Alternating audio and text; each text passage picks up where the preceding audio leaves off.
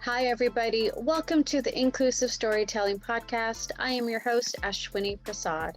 In this episode, we're connecting with Nicole Go, who is a queer Filipina Chinese American entertainment professional originally from Chicago, Illinois, in the United States. She is currently the Senior Manager of Business Development for Diversity and Inclusion at Staff Me Up, which is a wonderful production staffing company. With over a decade of media production experience spanning from the music industry to Emmy Award television, she is relentless about collaborating with organizations, studios, and production companies to increase inclusivity within the TV landscape. Thank you again for joining me on this podcast. I hope you will go ahead and listen to other episodes and share and leave a review. Feel free to connect with me at theinclusivescreenwriter.com or on Instagram at theinclusivescreenwriter. In addition, I am an anti-racism and anti-oppression educator and consultant, and if I can support you or your organization to create safe spaces in your social justice work, let's connect to see if we can create safe spaces together. The media and the entertainment world definitely need this type of expertise. Lastly, this episode is the first of a series of episodes highlighting those from Asia and Southeast Asia.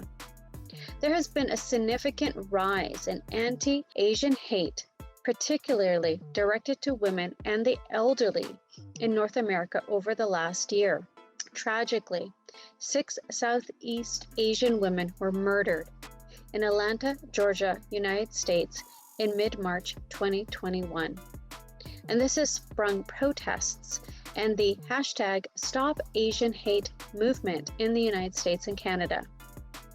Listen to Nicole as she answers what it means to be more inclusive in your lives.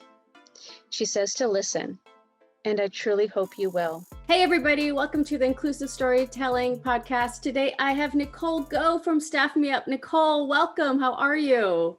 Good. Thank you for having me. Oh, thank you so much for being here. Nicole, I'm not even going to try to butcher who you are and what you do. So I would love for you to introduce yourself, and then we're going to find out more about you and your boss and Staff Me Up in the next 30 minutes. Yeah, I'm currently the Senior Manager of Business Development and Diversity and Inclusion at Staff Me Up, but I come from a production management background in the unscripted world of television. Awesome. So just for a quick 30 seconds, for those of us or some of us that don't know what unscripted means, tell us the difference between scripted and unscripted in this wonderful industry we call entertainment and Hollywood and Bollywood and everything. And everything in between, right? Yeah. I don't know if I can do everything in between, but scripted is like what you usually think of with television, you know, your Scandals, How to Get Away with Murder, all that stuff. Clearly, I'm an ABC, like Shonda Rhimes fan. And unscripted is more what you think of reality television. So Keeping Up with the Kardashians, but also more serious docuseries like Surviving R. Kelly. Those are all unscripted television. Thank you for that discussion and distinction. All right. So I know something that you and your bosses, Danielle Rosenberg from Staff Me Up, you two really prescribed to this, which was really interesting to me, is that what Staff Me Up and the initiatives that you are doing and Danny's doing, but definitely you're leading the way, is we're trying to solve for exclusion by familiarity in the media and entertainment industry. Tell me more. I'm so interested. Yeah, exclusion by familiarity is really, it's how you hire who you know, right? It's all about who you know in the entertainment industry, and they'll get you your first gig, your next gig. But then if you're only hiring within your own pod and your own group of people, that's exclusion by familiarity. You're never looking outside to see who else you can meet. And you know, an example that Danny and I enjoy using is, you know, typically the heads of studios, production companies, things like that, they're all straight white men. And typically you hang out with who you know and people that are similar to you. So straight white men also know other straight white men. Yeah. And so with us and Staff Me Up, what we're trying to do is to break those systems and to introduce people outside of their standard network, so they're not only hiring the same people that they know, which, you know, in TV is it's helpful, right? Because usually, at least in unscripted, you know, I'll get a call and be like, oh, we need to hire a new camera operator for tomorrow. So I'm immediately going to go on my phone and hire who I know. Who you know, But right? yeah, but that is in and of itself exclusion by familiarity. Awesome. I love that. So I know you're doing some great things to get more inclusion by familiarity. Tell me more. Yeah. So it was Staff Me Up. So I joined the Staff Me Up team in September. And part of everything that we've built on since my joining is that we host virtual networking events weekly. Mhm. And with that, we bring in someone from at an executive level or a hiring manager from a production company and introduce them to what we call our diversity advocacy organizations. So we'll host very intimate, obviously virtual for now, networking events where there's 10 or 15 members of a diversity organization, such as our one of our main ones, Who You Know, and we'll introduce them to an executive where they have an hour to have an intimate conversation, get to know each other. And then from there, we'll create a list of everyone who joined and then share it with that executive. So the next time that they're looking to hire, they can immediately think of these people that they just met and there's a relationship built that's already there. So it's not like we're just telling them to hire a stranger. They've already met them. They've had a conversation. They've had, questions asked.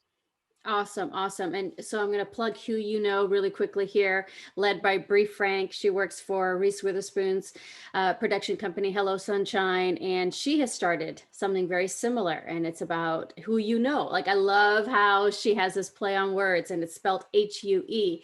And she is doing it. So I think it's such a great combination with what you're doing with Staff Me Up and Who You Know, with being able to have the work that comes through Staff Me Up and then having the connections. So I Yes. think this is fantastic. So, as two women of color, I want to be able to have this honest conversation about the entertainment industry. I'm new-ish to it. I come from a theater background. But you've definitely been in there. You've been in the weeds and you've kind of grown up through the industry. So I Yes. want to know your perspective. I'm really interested in terms of how things have changed and hopefully for the better. But if not, I want an honest answer. Yeah. But how your experience has been as you've been working mainly ABC, right? But as you've been working in this industry, have you seen any real positive changes around inclusion, and not just right diversity or inclusion in skin deep, but people with disabilities, people with different expressions of identity? How is the state right now, and how has it changed? Yeah, I mean, I think just even within our current landscape within COVID, it's already changed so drastically, right?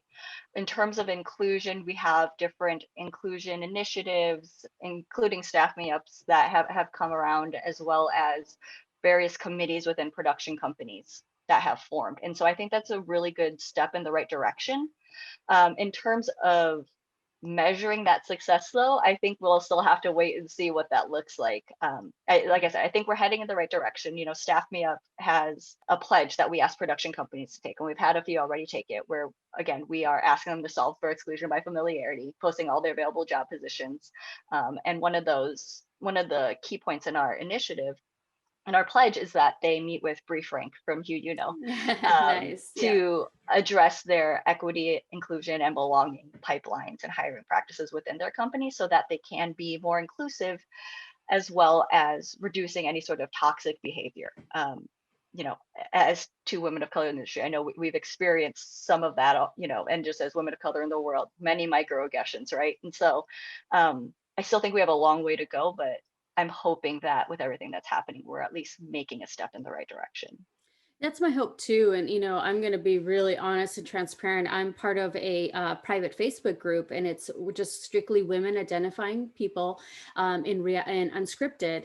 And I honestly will tell you, probably about every 2 weeks, there is another post by a different woman talking about either these microaggressions, sabotage behaviors, or other things on set by people who they work with.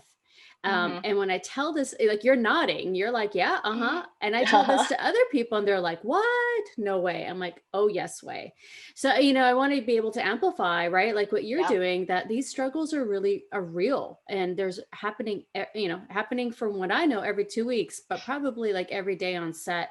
And I love what you're yeah. saying about what do we do to solve for not just the diversity in pipeline, but making sure that people are safe when they are working and Mhm. they actually feel like they belong? Because for me, belonging is so important. It's, am I able to come in? Am I able to be myself? Do I need to change my vernacular? Right? Hopefully not. And I'm like really big on that. I know that you are too, of making sure that we have these safe spaces for Hmm. folks. And I'm not, I think we're doing better, but I know that we got a long way to go to make sure people feel safe. Yeah. And I think what's difficult with it is that as we are, you know, disrupting these systems and creating new pipelines and hiring practices, it's important for everyone to do their own individual work, because if Mhm. the individual who's making these changes has only come so far, then the organization can only go so far. Love And that. that's really hard. You can't really ask someone to do that if they don't know to do it either. That's so true. So, I wrote my book, and one of the impetus was I was looking at all these, wonderful, really, they were really trying to solve and change for diversity in Hollywood. And they were trying to really show the exclusion. But when they were writing their recommendations, they would say things like, make sure your scripts don't have stereotypes, make sure that your scripts don't have confirmation bias. And it's like, that's great. But if you don't know what those words mean, it's really Hmm. hard to solve for. So I think we Yes, need to help exactly. people. Yeah, those how to's. How do you solve for these things? Or at least Hmm. raise awareness and then solve for them. Yeah, 100%. So I want to ask you another question. This is going to be my yeah. my big question. Just because I'm poking half fun. But if you ruled Hollywood, if Oh you gosh. ruled Hollywood, no, it's an easy question, I promise. What improvements would you offer industry leaders and other influencers to be more inclusive, Hmm. in addition to what Staff Me Up is doing? Yeah. The first thing that comes to mind is scrap it all and start over. I'm with you. I'm with you. But in terms of something like reasonable, I'm not sure. I think it would just be to listen to people, and have an open mind and an open heart. And yeah, I think a lot of it's just listening and then learning how to take action from there. Yeah, I love that. That's so true. Listening. It's the worst feeling when you say something that's from your heart and true, and it's your experience, and somebody either gets defensive about it, or they Mhm. do the "but what if," and it's like, no, this is my experience. These are my lived experiences. This is what I'm really Yeah. going through. Yeah, Hmm. I know we could all serve ourselves, not just with inclusion and what's going on in Hollywood, but Yeah. just in general, to listen to Hmm. folks. Yeah. That's For us. That's anyone. Yeah, as a human being, right? To Yeah. connect with another human being. That's awesome. So I wanted to ask you too, as you've been seeing what's happening with the industry, now you're at Staff Me Up, and of course your experience, what are some of the best resources that have helped you along the way as a woman of color in this industry? I will say I've probably learned the most from my girlfriend. She is also a queer woman of color. Yeah. And thank God for her patience with me as I go along on my own journey. But I would also say good resources. Yes, Staff Me Up for sure. I wish I had known about Staff Me Up when I was in college to be able to use those resources. And looking for diversity organizations that you align with, right? So there's obviously Hugh, there's also Women of Color Unite, Brown Girls Doc Mafia, ADOC for Asian Americans in the documentary space. And especially in a time like this when we have so many virtual events and meetings, I've even been to a few for Nick Animation and Cartoon Network. Like, join those and network with other people. Before coming to Staff Me Up, I was really interested in the animation space, and coming from live action unscripted, I volunteered for Black Women Animate. One of my friends was producing it, and networking with those people. And it doesn't matter, what age or how much experience you have, like just being open to learning new things I love, and and networking. I love that. And I'm like part of 90% of all those organizations you just mentioned, right? Yeah. And it's wonderful. And I find these spaces to be just so welcoming. And I'm also part of, I'll give a plug out to the 3As, which is the African Artists Association. And I'm not African or Black, but they're like, no, come on in. And so I'm part of their writers group. And, they're another wonderful organization that's such a great resource to folks and super affordable, and they give so much. And it's I agree, it's just about being able to be with people, talking to these different people. And I think one thing that's big for me, until I found a couple of resources, I didn't know all these other resources existed. Yes, yeah. And I didn't even know about these resources when I was in college, right? Like I was part of, and in college I studied business management and had a minor in digital cinema, which was like our film and television from Yeah. my college. And I didn't know about them until, even moving to LA. I'm originally from Chicago. I struggled finding them. I found CAPE, which is the Coalition for Asian Pacifics in Entertainment, which is also a great resource. Yep. And from there, it took work, but at least, and that's why I'm really glad that with Staff Me Up, we're putting these organizations on our site so that if someone at least finds Staff Me Up, then you can at least see all of these that, you might resonate with, and then join those organizations and then find out about more organizations from there. Yeah. So I think Yeah. this is a plug to all the educators out there to be like, hey, tell your students that are your digital students, your digital film, your film and whatever, right? Movies, storytelling, gather these resources and give them to your students so that they have this Yeah. exposure. And for me, it's also like whatever you identify, just knowing about these different groups is so important. Mm-hmm. It's important to know because it's not like it's just meant for people of color or women of color. I find that that's what people think, is that these organizations are just meant for one particular group or anything, but it's not. I don't know of any group that's exclusionary that way. And if you're like, oh, I'm a white guy, what am I going to do? How can I no, like, just come in and learn. Like, they're happy to share this. Don't dominate a space or do the but what ifs or become defensive. Like that's just wrong in any space.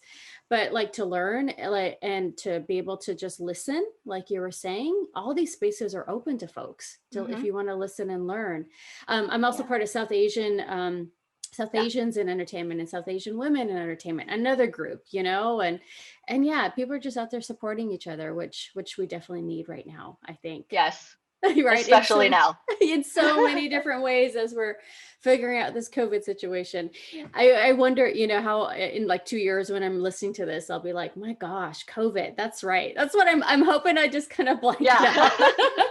Let's just wipe it away. Yeah. Yeah. And just be like, oh my gosh, that's the headspace I was in during that time. Wow. Oh, I'm so glad I even got up and was able to do this podcast. Right. Yeah. As we kind of start wrapping up here, I would love to know, what is a common myth about your profession or your field that you would want to be able to debunk? I guess multiple, right? I think for most people outside of Hollywood, they see it as this glamorous industry that you get to meet famous people and do all these things. I feel like that's a lot of what my family in Chicago and like in the Philippines think, right? And I'm just like, Yeah. oh no, like I'm on set 16 plus hours a day.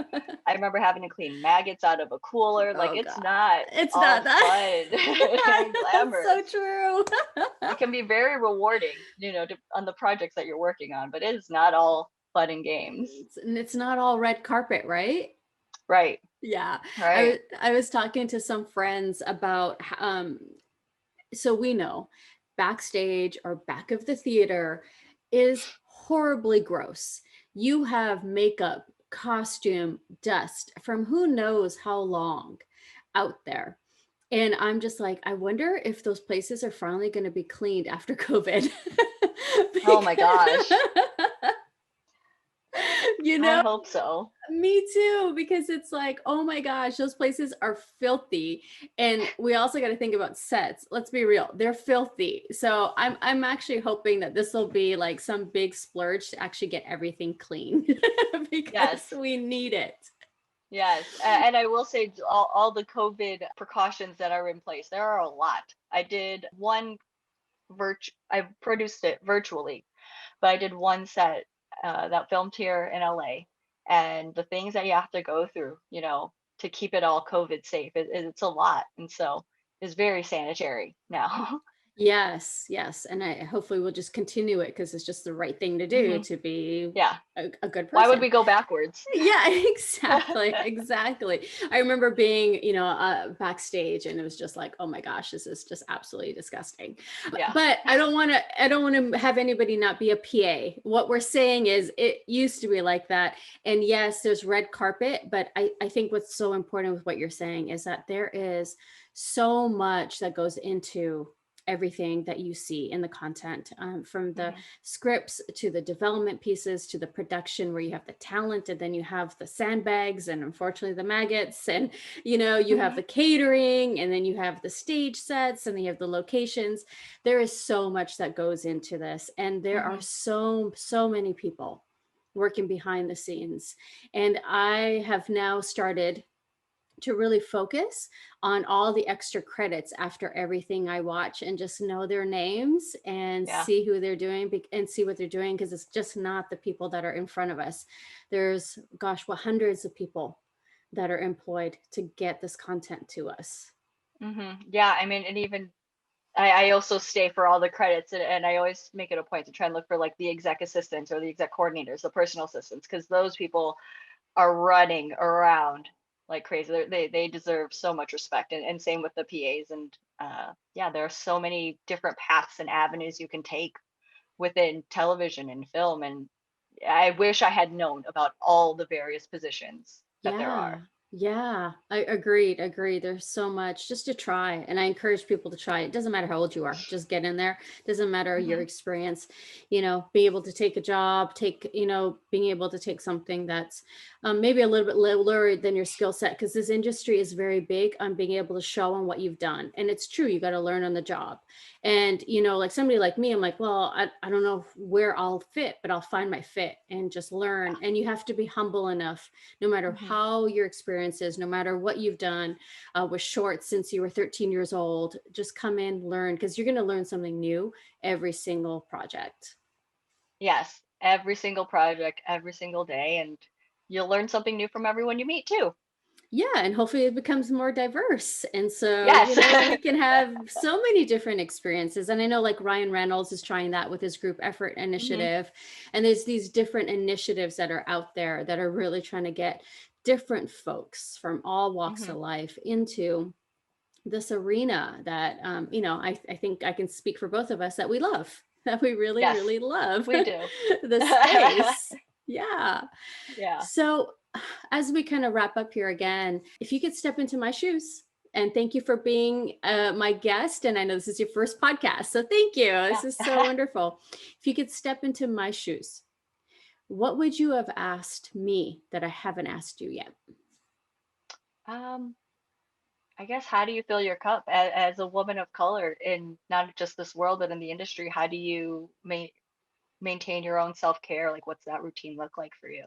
Yeah, that's awesome. That's awesome. Well, I want you to answer, and then I'm going to give my answer. Okay, what do I do? I had that question in mind and I didn't even think of an answer for myself. See, you got to focus on you too, right? You got to fill your cup to help others. Give from your Yeah, overflow. I love cooking, and I love boxing. Those are two things that are really helpful for me, and staying in touch with my family and friends. That does a lot for me. Yeah, yeah. And right now, are you doing a lot of that virtually? Is it through? Yes. Yeah, Yeah. yeah. Awesome, awesome.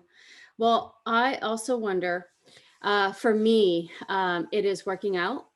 It is writing. I definitely have done that, and getting some fresh air. Especially right now, Yeah. you kind of take it for granted, but right now we don't have to as much, so it's really nice.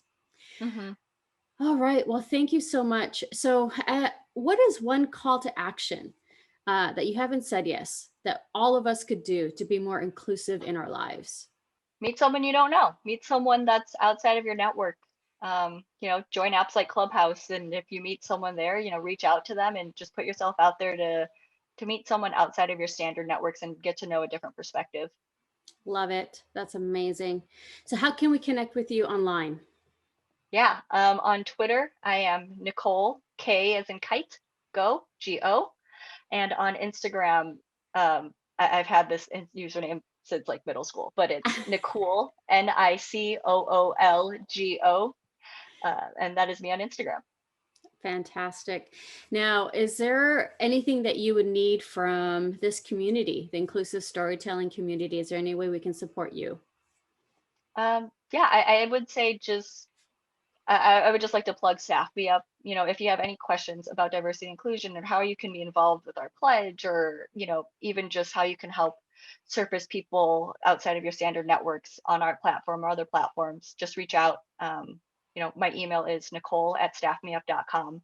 Wonderful. Thank you so much, Nicole. You're amazing. And I love all the work you're doing, and keep on plugging away.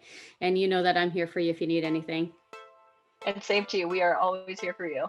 Thank you so much, Nicole.